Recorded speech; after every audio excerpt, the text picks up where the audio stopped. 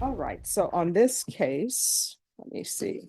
The jury found him guilty and he's coming to the court for punishment. Yes, sir. Applied for All probation. right, thank you.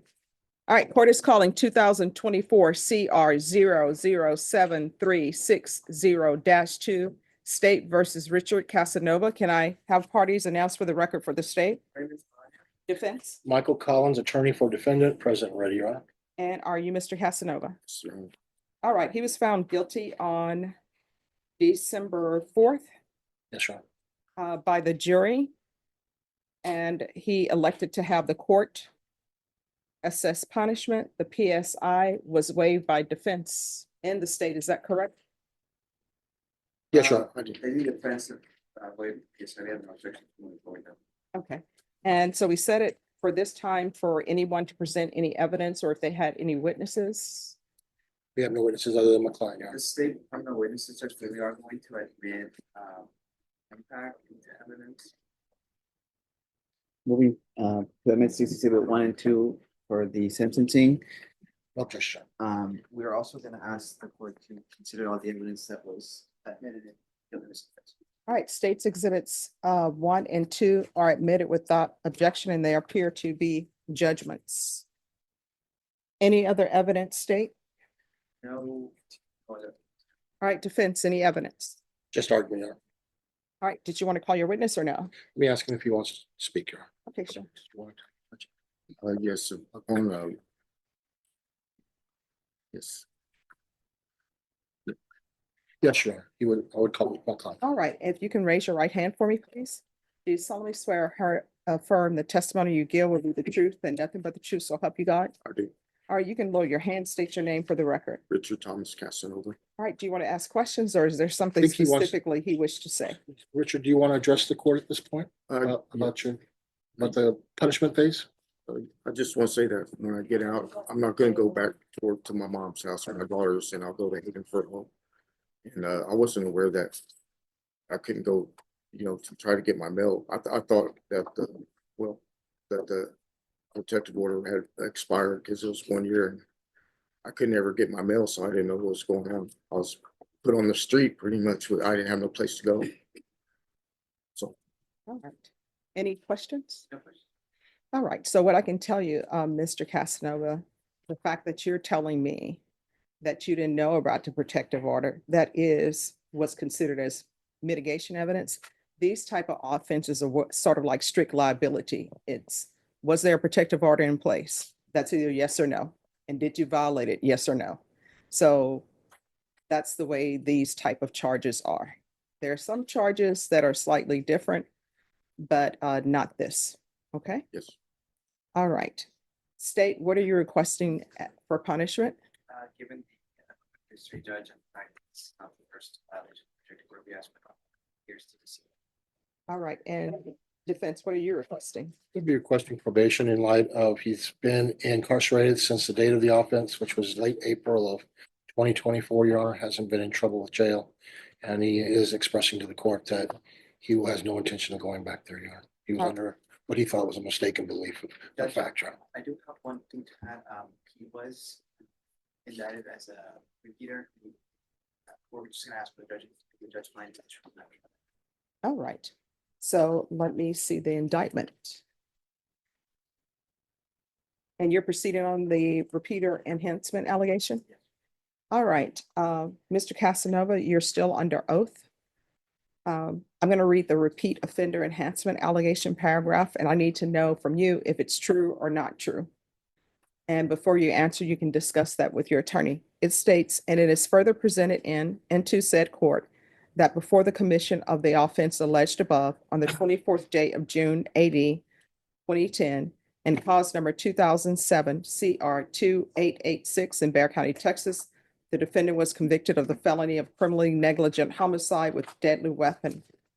So the question is, how do you plead to that? True or not true? And you can speak with your attorney before answering. True. Right. Then the court will find that true based upon your plea of true and based upon state's exhibit number 1.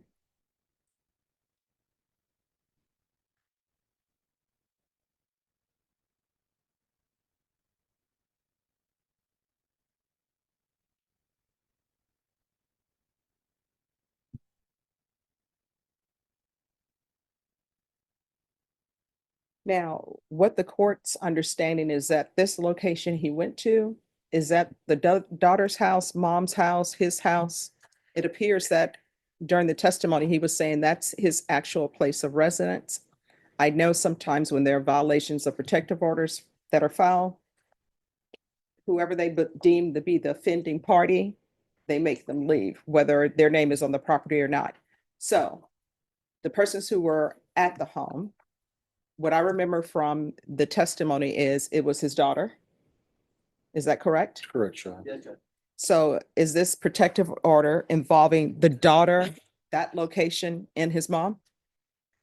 Daughter.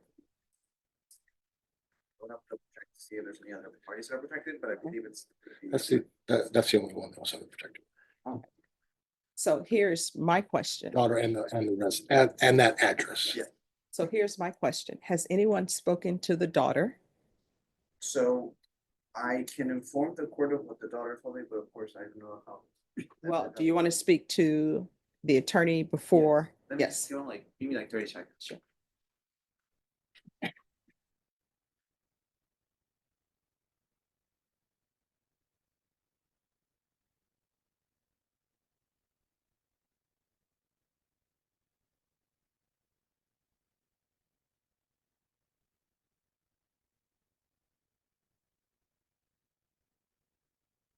Okay, on the record, so I did speak with the complainant, one time, after one of our investigators went over to the address to make sure that somebody was present.